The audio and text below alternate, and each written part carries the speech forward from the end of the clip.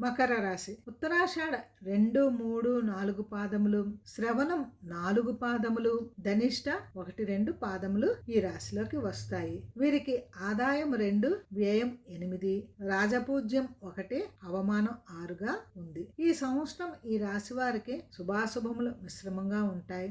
ఆరోగ్యం, ధనలాభం, ఇష్టకార్య సిద్ధి, అన్ని పనుల్లో విజయాన్ని సాధిస్తారు. వీరు పేరు ప్రఖ్యాతులతో సంఘములోని గుర్తింపబడతారు. భార్యాభర్తలిద్దరూ ఒకే మాటపై ఉంటారు. తీర్థయాత్రలు, నదీ స్నానాలు చేస్తారు. ఎంత ఆదాయమును సంపాదిస్తారో అంతా ఖర్చు అవుతుంది. వీరికి మోకాళ్ళు, పిక్కల నొప్పులు ఎక్కువగా బాధిస్తాయి. వాహనములు కొంటారు. ఇంట్లో శుభకార్యములు జరుగుతాయి. కోర్టు వ్యవహారములు పరిష్కారంకు వస్తాయి. వివాహం కాని వారికి వివాహం జరుగుతుంది. వృత్తి వ్యాపారాలలో పట్టు సాధిస్తారు. ఉద్యోగస్తులకు బాగుంటుంది. శ్రమకు తగ్గ ఫలితం పొందుతారు. ప్రమోషన్స్ వస్తాయి. నిరుద్యోగులకు సెప్టెంబర్ తర్వాత ఉద్యోగం వచ్చే అవకాశాలు ఉన్నాయి. స్త్రీలకు ఈ సంవత్సరం బాగుంటుంది. వీరి మాటకి విలువ ఉంటుంది. వీరికి మనోధైర్యం పెరుగుతుంది. ఇతరులకు సాయం చేస్తారు. విలువైన వస్తువులు, స్థిరాస్తులను కొంటారు. సంతాన విషయమే జాగ్రత్తగా ఉండాలి. విద్యార్థులకు